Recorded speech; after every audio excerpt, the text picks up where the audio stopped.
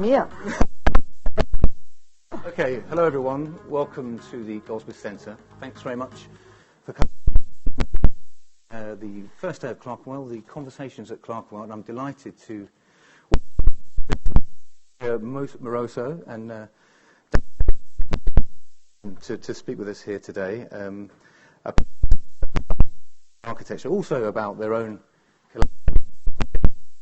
in itself been described as mini architecture. I'd start with introducing award-winning architect who's he's built all very, very memorable structures. The Imperial War Museum in North, which I saw from the BBC headquarters over there. It was incredibly impressive. Master plan at Ground Zero in New York, a very emotive site to be working on. Company Moroso, which is one of the most forward-thinking Italian furniture brands out there today. Been going since 1952. Family, and makes pretty in Italy, I believe. Totally there. Yeah. Good. Well, I thought I'm sort of coming in and out here. I shall try. The obvious thing to start with, I suppose, is Your English is too fantastic and perfect. So, okay. More Italian English. I was going to have a drink. Not good. Terrible English. No. Okay. Oh, so, apologies. If you could talk about decided it was a good idea to. Mm-hmm. No, I can't. Patrizia is a great storyteller. This is the right story. Sure. It's a true story. I don't invent anything, no. So, where and when we met? You have not this one, okay. I have, but it doesn't work. A very nice infant story. A common friend. This is super. She's Marina Abramovic. Yeah. Yes, and I know her since a long. And we were in contact with her. One evening, met, and we in a fantastic that for is not finished, not yet. The project to invest time in building an institution that is a school. She wanted to learn after her work. She would life in performance to teach that thing to other people. And so here a space in Hudson, a little town north of New York, theater in the time. Mm-hmm. This space that is in a school of performing arts. So theater that becomes a school is perfect. It's a to work hard to make it. She was before Daniel, that was okay to explain her. And so it's not a and so Daniel, they start talking that may help her try to and so this the first a performance in Europe, and was to say a table, but it's a performance. So you, inside the institution that she how to do, and as a method, of course, and this is an exercises the beginning of someone that wants to about performing art, how to say, to free, be conscious of what and so on. Is there?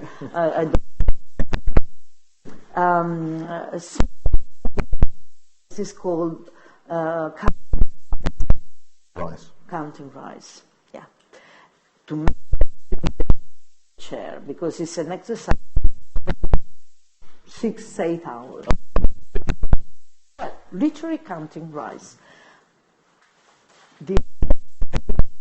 It came from is she knows meditation. She knows a lot about Oriental methods to go deep inside, and from an Indian exercise to know how to meditate.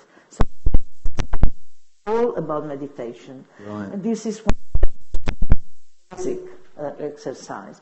So back with inside and other seeds like lentils, for instance. Besides consisting counting them and saying rice seeds are in this. As an example to say to make, and this is not the right number, and in the 6-8 hours yes, okay. So it's a way that you forget yourself, you forget what you are doing or making. Is the voice gone? There is you could use the okay. old school. Okay, in the end of this counting, you are really deep, you are only you and the numbers. Okay. So she needed a table and a chair, and she asked Daniel to design that and asked me to produce it. And this because with that first the first prototype, that was not one table, of course, but a sort of big, a big system of tables for like 60 or 100 people sitting. So it's a long bench. It's a sort of bench in the end, componibile, that you can put together pieces. Right, that's all modular. Yeah, modular, sorry. For English, so a modular table that could be longer as you like. And the first installation was done in a museum in Geneva, in the Museum of Contemporary Art, and was done to fill all the big room of tables, but all connected. Okay, so in the end, this first piece is for Marina and is done to be installed in the future in the institution. And the performance was done in Europe, in Miami, in New York, and now is waiting to have a house. Okay. Then from this first experience, of course, we have done something else, and another sort of sculpture to be sold, always for the foundation of Marina. But in the end, we knew each other, so we said one day, okay, Daniel, maybe we can also do something together, just like a project for a production, industrial production. And so from an idea to have anyway that idea of bench, that we have done first for a total different need, but the idea to have a bench for a common seat, like big areas of waiting areas, or these kind of things. Mm-hmm. So from that idea, we start a project together. Are we talking now about the GEMA? GEMA. The GEMA project. Right. Okay. Yeah. So go on. I think you can see that Patrizia is an amazing person. Really, I don't say this to advertise, but very seldom can you encounter somebody who not just makes things, but has the creative power to really create things and make them real. Because there are so many people producing, furniture and objects, but to have an artist running a company who knows the technical traditions and all the complexities that go into making something like a sofa or a table or whatever, that's really an amazing experience. And I can only tell you that I learned a lot in this process. And I have to say that the whole creative process, the invention of materials, technologies, the investment in research, it's kind of amazing. It's very close to really architecture, and it is architecture in a different scale, different mode, but definitely. Well, yeah, you've described it, the GEMA chain, kind of, well, you can see it up here.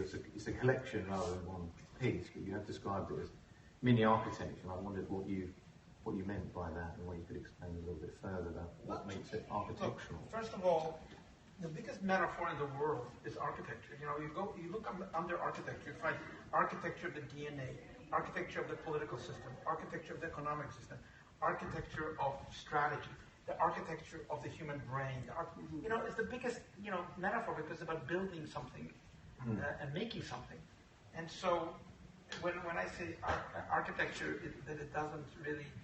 that it is architecture, it's because the same amount of care for detail, for the program. Of course, it's different because it doesn't take 10 years to build. Yeah, and you don't have to get planning permission. But it's still, it is involved in really making something that has quality, has longevity, has beauty, has utility, is comfortable. Very, very similar to architecture. There seems to be quite a strong aesthetic link between your buildings and your furniture, I think. I looked at the Alessi clock that you did recently, and it looked like the bird's eye view of something similar to the Jewish Museum, I thought, with the kind of the zigzagging kind of form. And also I thought the Denver door handle, which was an interesting kind of sharp. It was very sharp. It looked actually too sharp to it's comfortable. Hold on, it's comfortable, but it is comfortable. Okay. You have to be sharp when you open the door. Yeah. Well, in case you pull it into your face. But yes. One more thing. Well, carry on. Just to add to what Daniel said. When we present us the idea, this first sketch, I see immediately that was an architecture. Okay? A small structure, a small thing that was think exactly like a building, but in another scale, I would say. And what we have done that is very important was the translation. The translation, like from a language, Italian, to English. You have to maintain the meaning. You have to maintain what you are saying, but in other words, that is another language. But just that. But the meaning is the same. That's a beautiful way of putting it. It's because it is a translation of an idea, and the idea is actually, I would say, a Renaissance idea.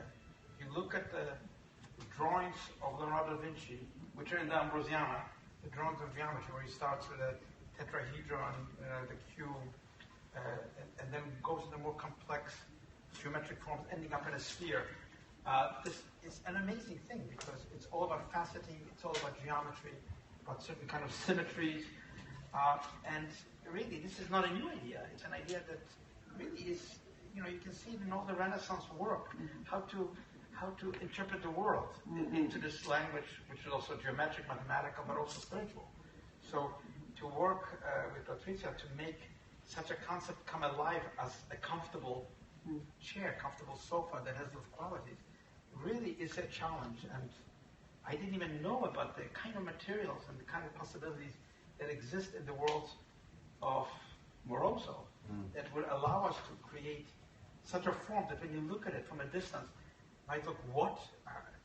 You can't sit in this. But then when you sit, you sink into it, and it's very, very comfortable, and it's very pleasant. Did you? I mean, it was. Yeah, that was true when there was these sort of multi-talented people who dabbled in all sorts of furniture design, architecture, building flights. I suppose with Da Vinci. But it did become, the disciplines did become quite siloed at one, particularly today, where you have architects who just do buildings, and they might have a go at furniture every now and again. But I mean, that was true of you, I suppose, Daniel. For a long time, you did buildings, and then you kind of. Actually, no. For half of my life, it's just drawings. Yeah, well, before the buildings, there were drawings. My first building, I think I was over 50 when my first building opened. So you're practicing quite hard. Being an architect. No, really. I drew for half of my life. Yeah. My first building was a museum. So 1999. Yeah. So and recently, just a couple of days ago on the weekend in Frankfurt, I did a musical performance in which I didn't perform, but I constructed a musical performance in 75 musicians, 18 different places the music is never performed, like a hospital, surgical room, swimming pool, firefighting stadium, not for rock, but for a single violin, the bunker, the boxing ring where I had one of the foremost virtuosos playing the last sonata of Beethoven in the boxing ring.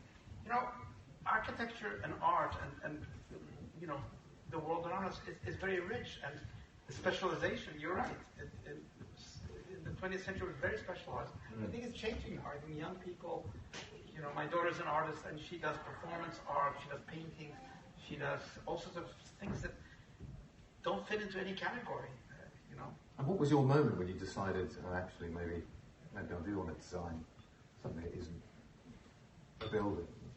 Was there a sort of Actually, there was a moment in my life, I have to say, because I had a studio in Italy to do the project for City Life, which has been a long, still going on. Zaha is part of the project, Arate Suzaki. But, so we always had a sort of a connection, and we used to live in Milano many years ago, way before. But, because I always loved the city. But somebody came to me and said, would you like to design a door handle? And in the beginning, I thought it was a joke. I said, I'm not going to design a door handle. And it's a stupid thing. And then I thought about it, and I said, I'm not so stupid, because I use a door handle every day, and I never liked the door handles I use. So I designed a door handle. Actually, I called it, the first one was called Denver, but the one that sells is called Nina. Right. Because really, that's... So then, that was a funny thing. Then after that, somebody called me and said, I heard that you designed a door handle. We produce doors. Can you design a door? My God, I said, these things are connected. And that's how it developed. And when you're working with a design, I mean, you work with designers, but you also work with architects. Do you notice a difference in the way they approach? Yeah, of course, everyone has a different approach. Everyone, also all the designers are different people, different culture, different countries. But that is the beauty of my job. This is the beauty, absolutely. And how did Daniel? Was he unique? Was his essence unique? His design, or was he a similar character to, I don't know, David Adjaye, who's also an architect, or was he? Yeah, no. Sorry. Oh, just no, I was just telling that everyone is different. Architects are very special. Yeah, because special. they have another, proportion in mind. The scale is usually different, but from a building to an angle, there's a big difference. But in the end, the language is the same, what I was saying before. Right. And so everyone has I'm working with some architects, yes, David Adjaye and others also. Many of the designers that are making design were first students of architecture. So it's normal in Italy that we have a design practice a lot, but the schools of design are not, because in the past all the designers were coming from architecture at university, so it's normal. But I find that all these different approach make me rich in experience, in relations, and that is the beauty of my job, to try to follow every time some different ideas, some different perspectives, and someone is starting from, here, and someone is starting from a petal of a flower, I don't know. That is what interests me, to follow them in their vision. That is beautiful. And it's true, you do seem to be able to give designers and architects who you work with a degree of creative freedom. When you look at the products, you can tell who's designing them because it reflects who they are. You have spoken about how you build a personal relationship with the people you work with, and something more than just a professional one. I wondered why that was, because it could be things quite risky. So if you consider creation as part of a beautiful world, but as it was saying, in the very past, especially in Italy, in Renaissance, it is right. Every artist, many times, was also an architect, urbanistic, how to say? Urbanistic, a painter, and also designing objects, because it is part of the creation.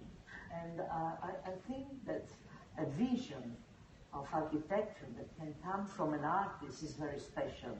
No, I think about Olafur Eliasson that is working a lot together with, and the same, a vision of an architect that is thinking about art or design is so special because it's not focused there, mainly there only. And the new and the interesting of our time is to melt a lot. And also having ideas from different cultures, not only different disciplines. Which is true if you think of Michelangelo.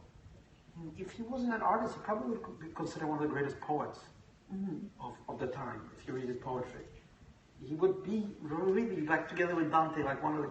But he was just, But, even people like Leonardo da Vinci, they were musicians, they were performers in the court. Piranesi was actually a historian. I mean, he studied and wrote a whole history of, of architecture, more than maybe even the drawings, the treatise on Etruscan origins of Rome or something. Even if it was wrong, it was brilliant. So I think today, more and more young people. Where I saw this thing very often, especially in China. Yeah. In China, every big artist, also Ai Weiwei, is an incredible artist, so strong, such a strong man with a vision of his country, but also all over the world, very special. But when he had the possibility to build his own house and studio, he was the architect. And I suppose was just him. No, all the artists that are living in these areas that are some sort of art cities that the government gave to the artists to take them out, out and not disturbing, they can stay.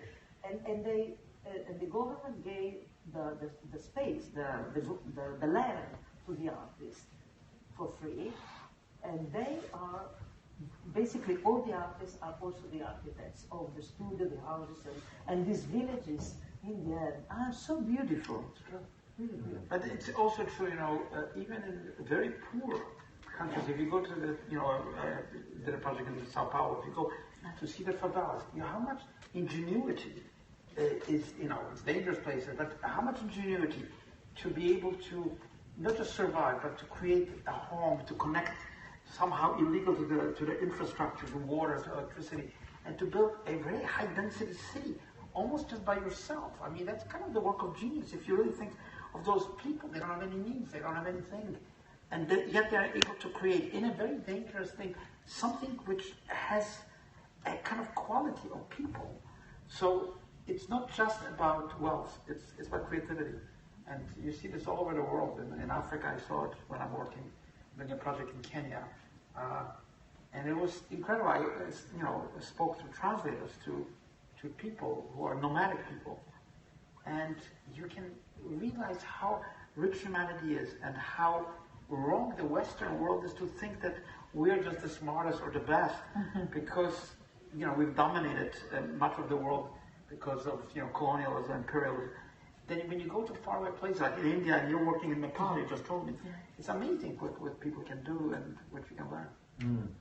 You've spoken a lot about memory, the importance of memory in your work, and in particular people tend to remember objects or you know, the trees or things like that in their lives rather than kind of complex ideas or concepts. And I wondered how that idea of memory feeds into your design process. Well, you're right.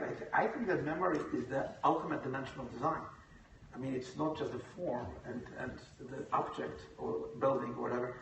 It's how deep can it connect to something that you carry with you, even when you're away from your home or away from your space. So memory is actually, if you think about it, the opposite. Let's say people who have Alzheimer's disease, who have lost their identity completely, because they can talk, but they have no memory. They don't remember. They don't know their sons or daughters or brothers. They have no orientation to where they are. So memory is orientation. Actually, you know, knowing, you know, where you have come from and where you come. So I think in my work, and I think in every designer, the memory is a very, very, very important part. And it's not just verbal. It's kind of embodied memory. It's what you feel with your hands, with your body. And I think architecture is the best example of it, because you walk into streets, you walk into places, and you carry that. They made a study actually of people's dreams around the world. I read this somewhere, Harvard or somebody. What do people, when they fall asleep, when they're like not sleeping yet, what do they think of? Like when they all think of the same thing. They think of like a lake, you know, a green space with trees, mountains, the sky. Yes, it's kind of strange. It's true because it is true. It's somehow we come back to a place that we sort of want to be in.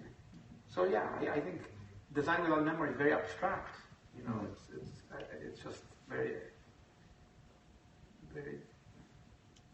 And is that a similar feel for you? Is kind of the idea of memory and feeding into something in design, or to even make something memorable? Is that the kind of desire that you have with your company?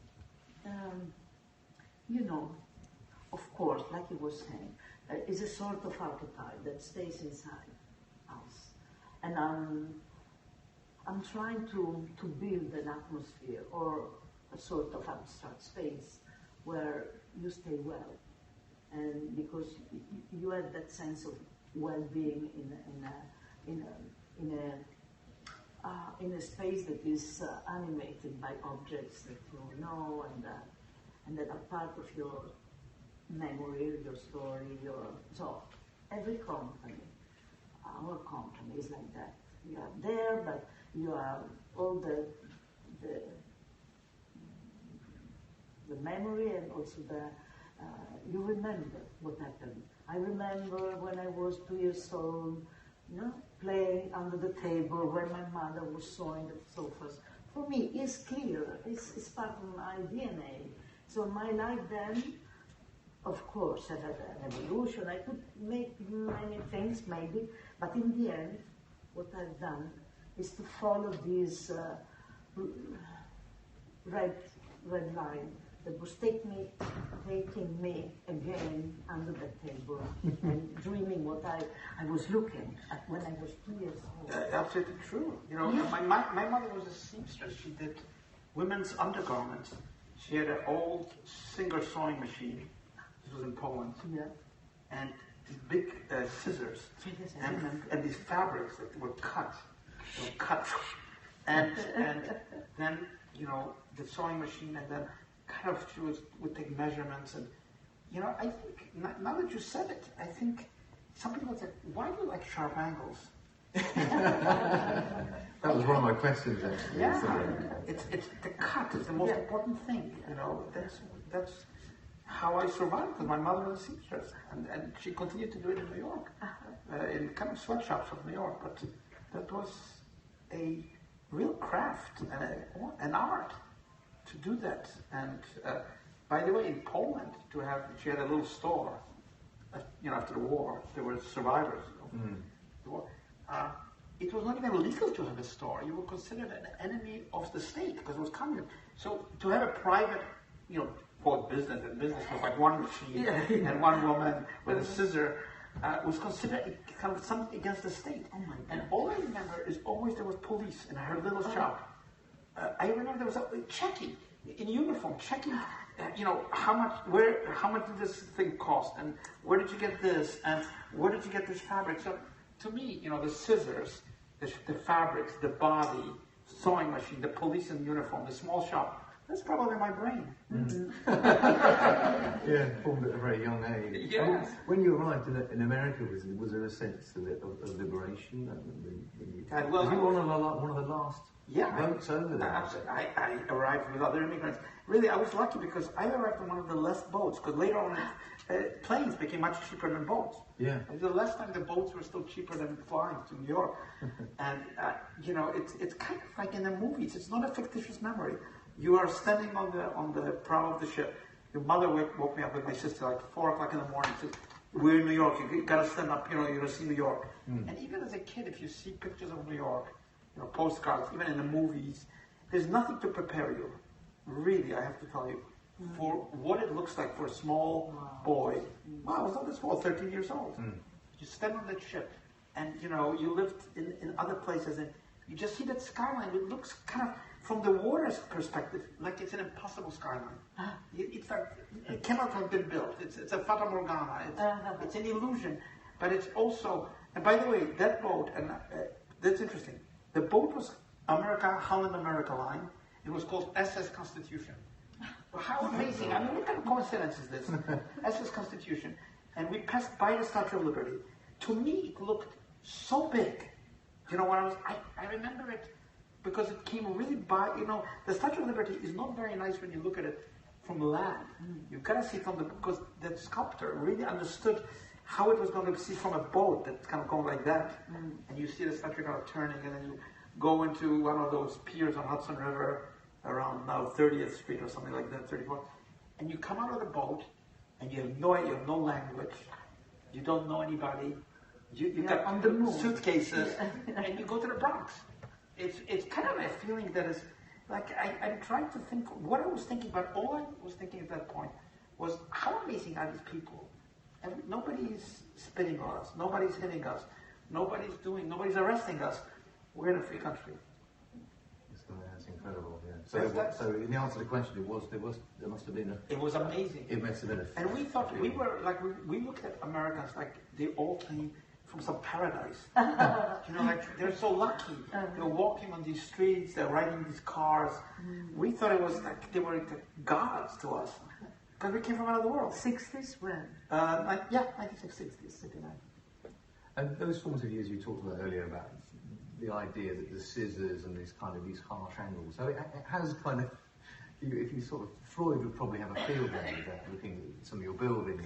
Freud had a field day with Michelangelo. He analyzed, Leonardo da Vinci's Leda and the Swan. He wrote a whole book about the psychosis of Leonardo, psychosis of Michelangelo, the statue of Moses with a hand in the beard turning it to the right side. He wrote an entire book. I recommend it. And but it's not true. But there's, I've got something else here that I saw you say. I think it might well have been. I watched a lot of YouTube of late with you, and you're quite big on YouTube actually. There's a lot of films with you talking about stuff. But you talked about the idea that architecture should always be expressive. It shouldn't be neutral. It should be challenging and uncompromising. And I wondered how that sort of translates when you apply those kind of ideas to furniture, because I'm not sure the idea of an uncompromising sofa really appeals. Well, I think it is. I think Patrizia produced, I don't know if she's a genius, because to take those geometries, which really are not just frontal, it's also the back of the sofa. The whole thing is like a sculptural form, and it's not meant just to be seen from one angle. You can see the back is as interesting as the front, although you can't sit on the back. And the sides have also their own expression. depending on the angle, whether you're standing or sitting somewhere. And I took that into account in design. But that's what it is. I think it's an expression of certain geometry or a certain form. Also, the light on the folds is part of that form. So it's very important that I don't believe in neutral. I know people like neutral things, but I never was an admirer of Switzerland. Like just general neutrality, just banking for the world or something. It's not a noble idea because nobody's really neutral. Everybody, even neutrality is a position. If you see two people fighting, it can be a very immoral position. No, but if you see two people fighting and you're standing aside and you're being neutral, you're part of the fight. Yeah. So there's no such thing as neutrality anyway. Sometimes we need neutrality. If everything is kind of uncompromising and challenging, we end up with quite a fierce environment. I think just my idea. But do we need? Perhaps you could answer this, Patrizia, the idea of background furniture or furniture that blends in and kind of a support players rather than iconic pieces all the time. I don't know. Your company's been very good at pushing the envelope, I suppose, and making very interesting products. Each one is a surprise, I suppose. But I mean, would you advocate putting them all in one room at the same time, or is that just going to overwhelm you? Okay, sorry. Again, a little bit sorry. Yeah, you said that. No, I wondered if it's very simply the idea that we need background pieces, more neutral things in our lives, rather than everything being quite uncompromising and in the manner that Daniel designed. Well, really, I'm not looking for a compromise. No? Why? Why? Why? No. I'm passionate about my job. I love when someone has an idea, I try to make and to realize that idea. Because a compromise is not mine, it's not belonging to anybody, I think. So what Daniel presents me as first a sketch, then a technical drawing, then a 3D, we try to exactly do the same thing. Of course, was a lot of angles or sharp things, and we said, okay, we have to keep this object, maintain the idea of a crystal, let some parts very hard and rigid because it's the body, and we have to surprise with a part that is very edgy and very angled, but then soft when you sit. So that is the surprise. You sit on a very soft foam, but this foam under the fabric is cut in a very sharp way. So then foam is foam, it's not rigid, it's something that collapses with your weight. And so that is what we have to try to do. The shape is done, we have to make a sofa comfortable, an object with a function. Because I am not to make only functional things, I don't know what it means. No. The function is it's a long thing, another time. But I want to maintain the object. I want to make also a sofa. And if eventually this is the compromise, but it's not a compromise. It's a lecture, how to say. I'm reading a project and I transform that project in a real thing. And so, if the sofa is called sofa and not sculpture to put in the middle of the city, no. But if that thing is a sofa, it has to be a sofa. That's that. I'm used to do that. Also, we have many other strange shapes. Ron Arad, and many others designed for us. Something that was in the beginning looking like maybe impossible. No, why? I want to show that impossible becomes true, and we can work to do that in not an easy way because it's impossible. We love complexity. Complexity is part of the life. I think everything is very complex. There is not something like water, but water also is very complex. Yes. Very. So why why we have to keep it easy? Easy, I don't know. I don't think that is my. I love what makes my brain work, and I try to realize exactly what is the idea. Of course, together. We are not working alone, never. Not Daniel, not us. We are always talking to make something that is really what we want, not a compromise, possibly. But it is, I mean, I suppose, it is a collaboration. Yes, so of there course. must be elements of Everything is compromise. done by, 2, 3, 4, 5 parts. Well, in this case, Sure, it's it's a not collaboration because it's a process. It's not just something and you press a button and it comes No, out. no. You have to work on it, and you have to have great people who really are talented and are going in the same direction. Of course, the geometry, because it's complex, we have to use modern tools. Yeah. So cutting machines that are working with the computer are keeping exactly that shape. So of course, we are not making by hand, no? But we know how to manage ends after the machine and the computer finish their job. Because in the surface, where you touch an object that is an upholstery object, that is where we put our hands before. And that is very important, is the skin of the object. And the skin is the communication between the object and the consumer. Has to see, touch, and feel. That is not done with pressing a button, but made by hand. I can't remember who said this, but it might have been you, Daniel. It was the act of architecture is a political act. Sorry, Karen. No, I mean, people get scared when that's said. But politeia really means in Greek the city. Polis is the city, the citizens. Without the citizens, without thinking of the social environment, you couldn't really do anything. It's not, maybe you could be something else, but you could not be in the world of design because it's about social space. Let's call it the public realm. And no matter how much you think about whatever architects design, it's part of communication. And this is what the Greeks thought. Aristotle, in his book on politics, says that the mayor of the city should know every citizen. It's amazing because Athens was pretty small. Probably know every citizen. And now it's much more difficult. We have cities of 12 million, 25 million.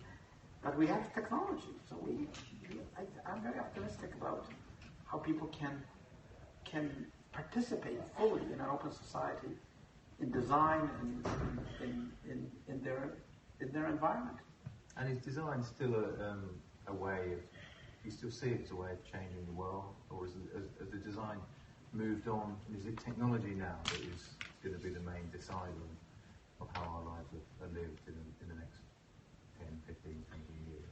No, the technology is always part of the world. From the first human being who had a big stone and threw it at another stone, that was technology.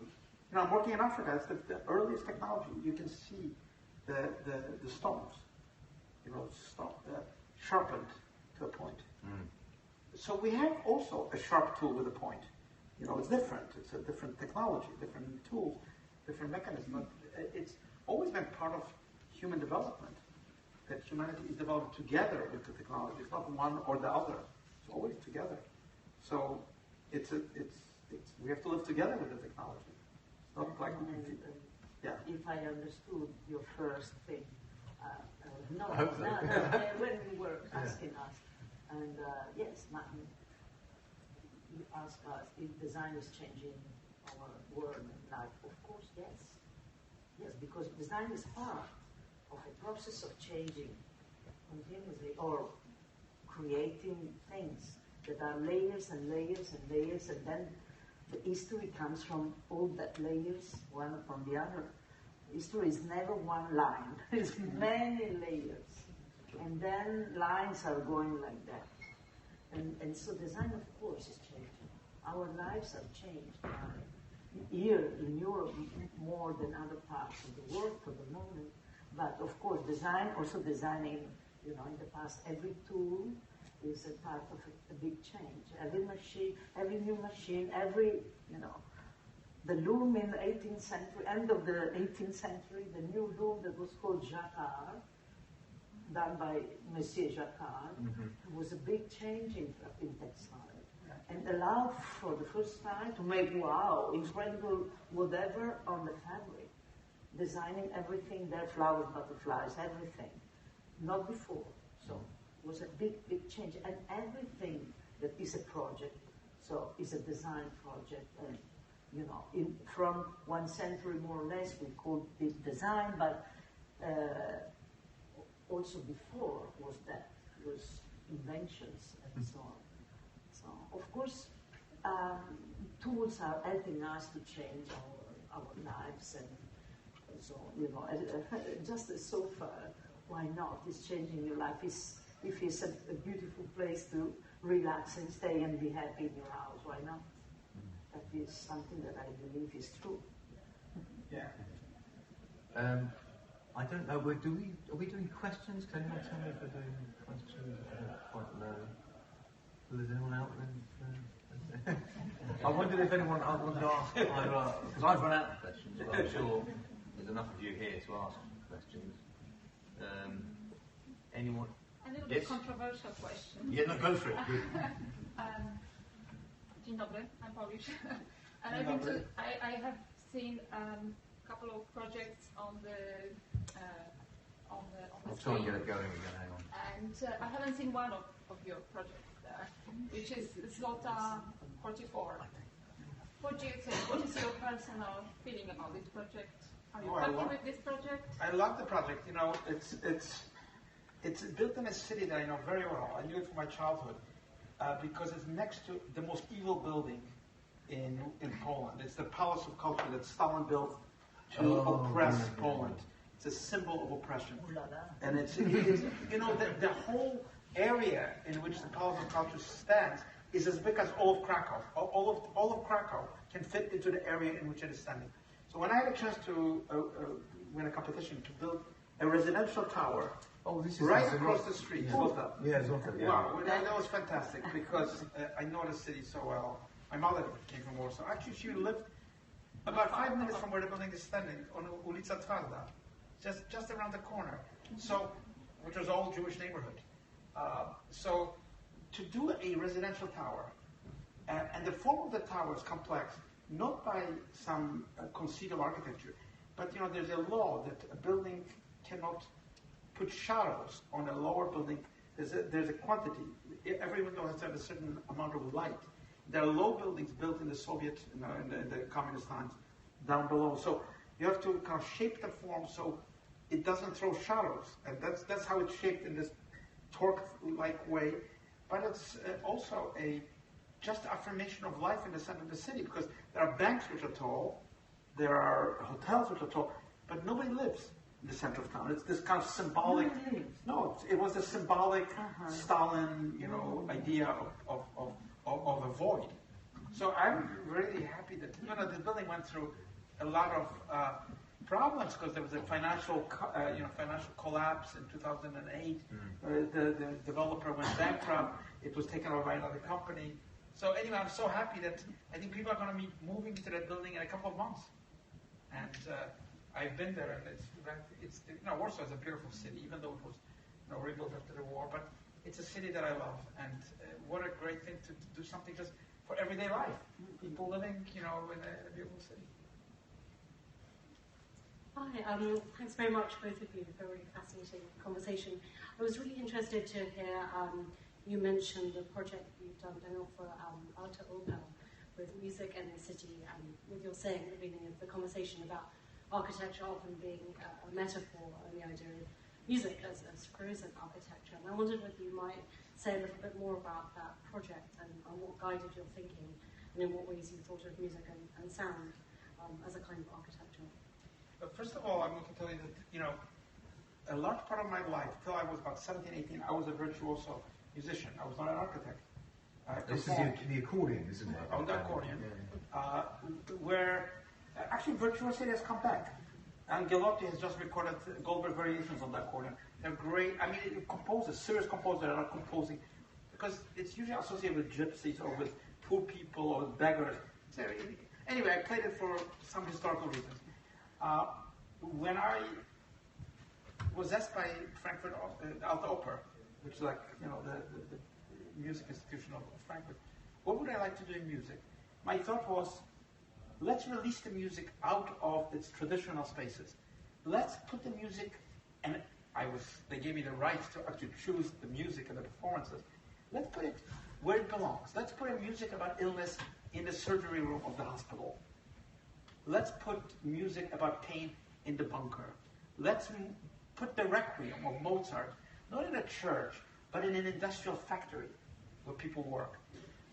Let's put Handel's water music not in an auditorium, but let's put it in the swimming pool where you have to reflect. Let's put a single violinist, she's a genius, Caroline Goodman. Let's have her play in a 50,000 person stadium alone in the field by herself. Let her play medieval mystical works by Hildegard von Bingen. So I was given kind of carte blanche by the city of Frankfurt, and they took a huge risk, because I said to them, what happens if only 9 people turn out? Me, Nina, my daughter, like nobody's going to turn out. They said, don't worry, some people will turn up. And thousands of people turned up. And it just shows that people are poetic. People love the city. I mean, you know, I put Aymar, who's the foremost pianist today, in my opinion, playing in a boxing hall, on the boxing ring, playing the last sonata of Beethoven, which, when you listen to it, it's a match beyond belief. I mean, he was drenched in sweat when he came off the stage, Aymar, and he said to me that this was the greatest experience in his life. And I said, why? He said, because I was not performing in a concert hall where people come already expecting a concert. I was performing in a boxing ring, in a different place, and I could play Beethoven the way I could not play Beethoven, you know, at Lincoln Center or at, you know, Carnegie Hall or, you know, Paris Opera. So anyway, I had so much fun. It was 2 days. It was called One Day in Life. I really don't know how they managed to do it. It was a crazy project because it was not calculated. You know, I didn't sit there and think like which piece of music, just the music I love. Put it exactly where I would like to hear it. And I gave them the list, and I thought they would think I'm a madman. But they didn't. Anyway, people enjoyed it, and somebody asked me, can you do it again? I said no. Because if you did it again, you would have to think about it. But it can only happen if you don't think about it, right? You just do it. Yes. You know, just kind of crazy things. Madness. Anyway, I love music, and I consider architecture only an extension of music. You were a player. Yes.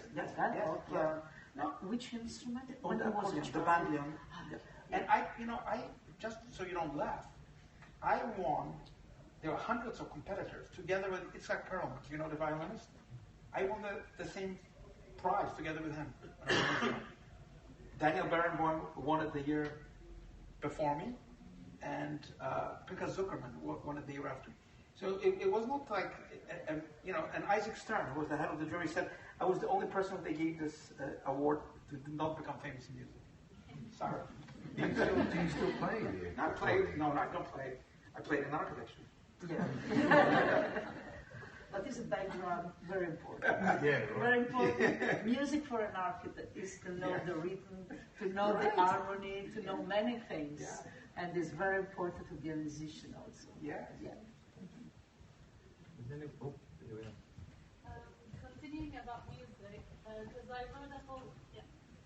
Continuing about music, because I wrote a whole dissertation about your Jewish museum and its relation with music. I was actually really impressed how you used Schomburg's opera by designing something which was dreadful, like Holocaust. And I would like to ask you, like, how you relate Schomburg's opera with the Jewish museum? Well, that's a very good question. That's one of my first ideas to design a building was not to use architectural methods, but to use, I call them para-architectural methods. Use music, use a text out of a book, use something that has nothing to do with architecture. So Schomburg was very important because the museum is based on a void, on an empty space that you don't enter. And I got this idea from Schomburg, because Schomburg, who was a great composer, Arnold Schoenberg, when he came to America, it became Aaron Schoenberg, was kicked out of Germany. He was a great composer. He was the first really modernist. Opus 25, piano, 3 pieces for the piano. The first composer to challenge the rules, classical rules of composition, of harmony, of tonality, of rhythm. So I said, he was composing an opera called Moses and Aaron in Berlin in the 30s. And then he was kicked out. And he composed two parts of the 3-part libretto. And it ends with Moses kind of calling to God. What does it mean? And then there's nothing. There's the third, incomplete third act. So I thought, it cannot be completed in music. But you could complete it in the echo of the footsteps of the visitors. Because, there's the first act, second act, goes to come. And then the third one is when you hear the footsteps in the void. And it's an acoustical space. I designed it, by the way, using the number 60, because that's the number in the Schoenberg score also. So there's this kind of symbols of numbers there. So I designed it kind of as part of, actually a center of the building. And I thought, I'm going to complete the opera. It's in a very different way, because I don't have an orchestra, I'm an architect. But the people in the museum can complete, and even if they're not aware that they're completing it, because they're just wandering around and talking, it doesn't matter. They're completing it in some sense. So yeah, I use music, in this building, in this whole beautiful building, but we should not even be using microphones.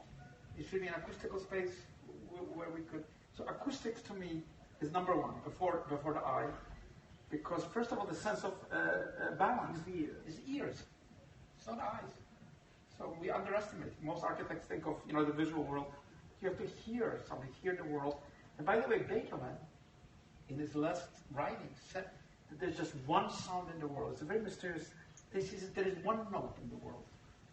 And he said it when he was already quite deaf. He said there's one tone in the world. The world has one tone. Wow, what a genius. I don't know what the tone is, but we're looking for the tone.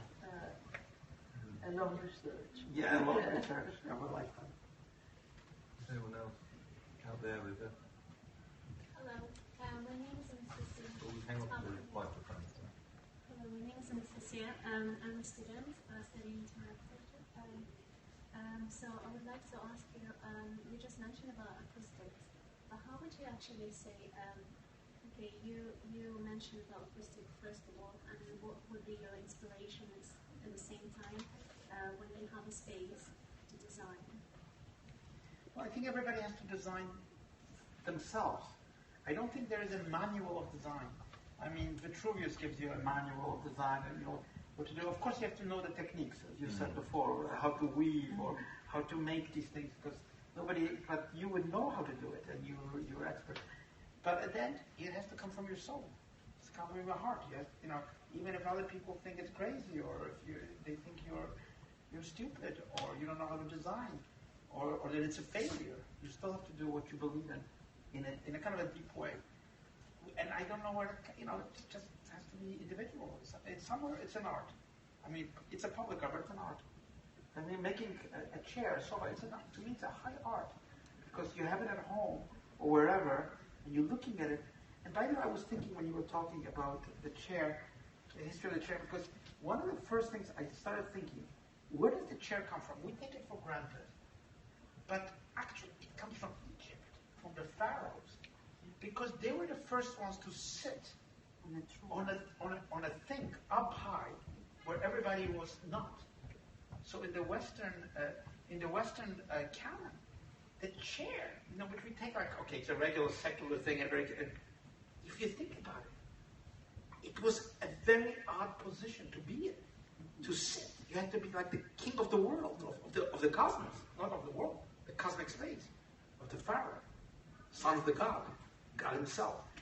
Wow, and then now we just sit on a chair, we think, but good chairs make you aware of things that are strange, memories, dreams, things like that. Oh, we passed through the Roman Empire also. From Egypt to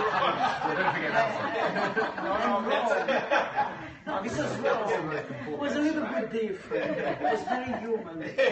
Triclinium, it was the place where to stay, to lay, to talk, to make love, to eat. To eat. Everyone, not stay sitting, lay. So, That's true. all the day, lay, very lazy. So it's a lazy place to stay, and it's a pleasure. It's yes. Pleasure. Of course, Rome added, Rome, took that pharaoh. And some of the pharaohs were Romans, and some of the pharaohs became kind of Roman. Yes.